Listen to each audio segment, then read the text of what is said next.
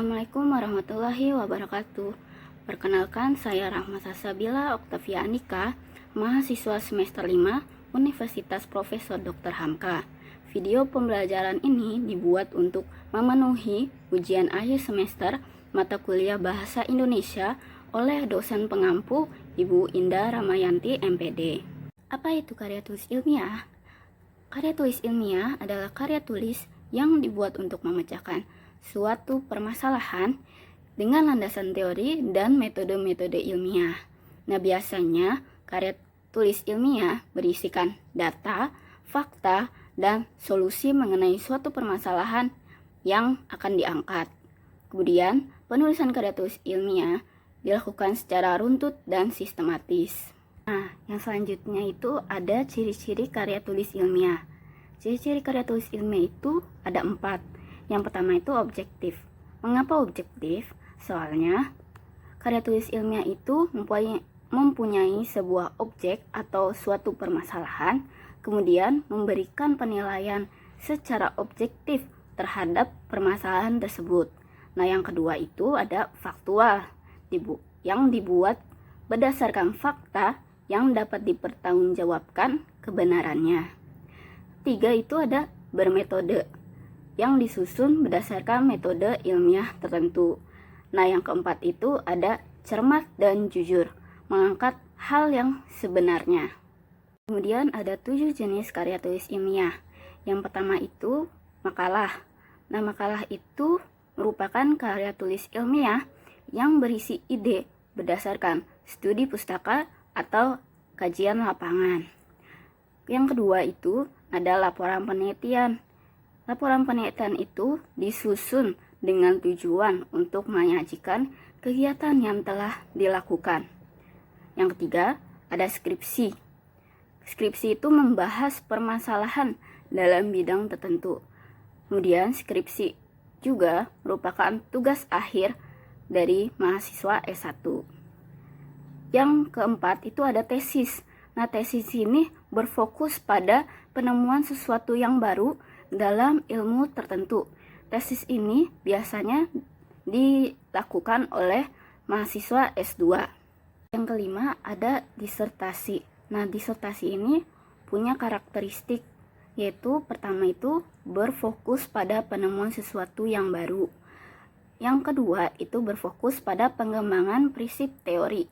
Yang ketiga, pengembangan model baru yang diuji di lapangan. Disertasi ini untuk mahasiswa S3. Kelima, itu ada kertas kerja. Kertas kerja ini disusun dengan tujuan melaporkan satu kegiatan tertentu yang telah dilaksanakan oleh penulisnya. Nah, yang terakhir itu ada karya ilmiah populer.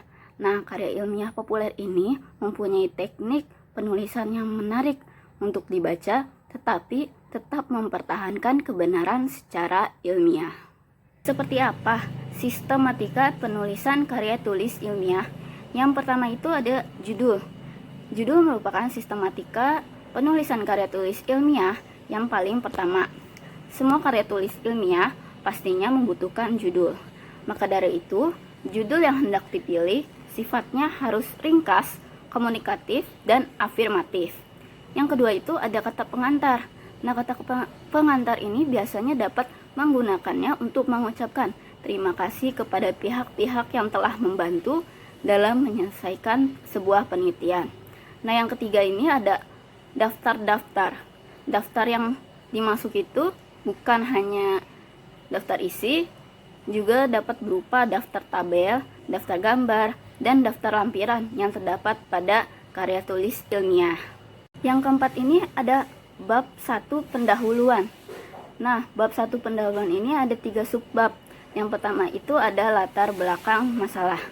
Latar belakang masalah ini biasanya menyebutkan permasalahan umum yang menjadi fokus penelitian dengan faktor-faktor yang menyebabkan munculnya sebuah permasalahan tersebut.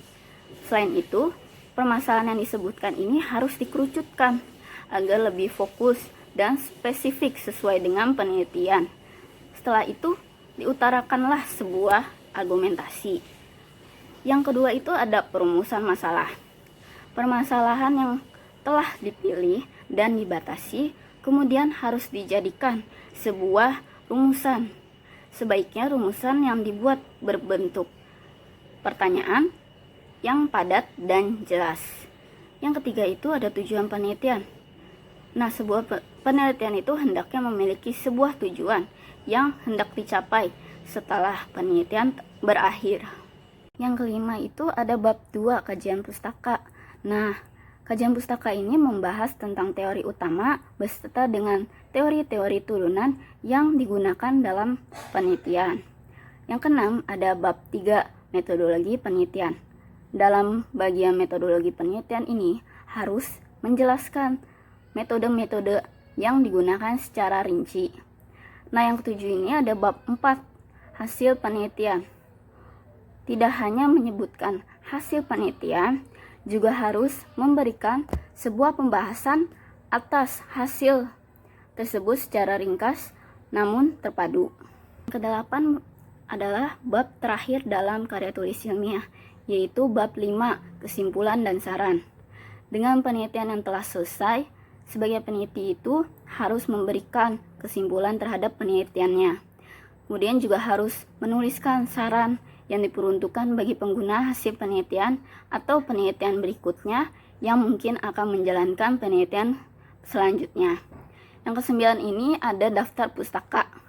Rujukan-rujukan yang digunakan harus dicantumkan di dalam daftar pustaka yang bertujuan untuk menghindari plagiarisme.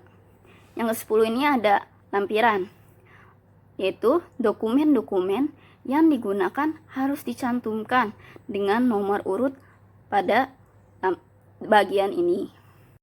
Demikian video pembelajaran mengenai karya tulis ilmiah yang dapat saya sampaikan. Kurang lebihnya mohon maaf dan terima kasih sudah menonton video pembelajaran ini. Wassalamualaikum warahmatullahi wabarakatuh.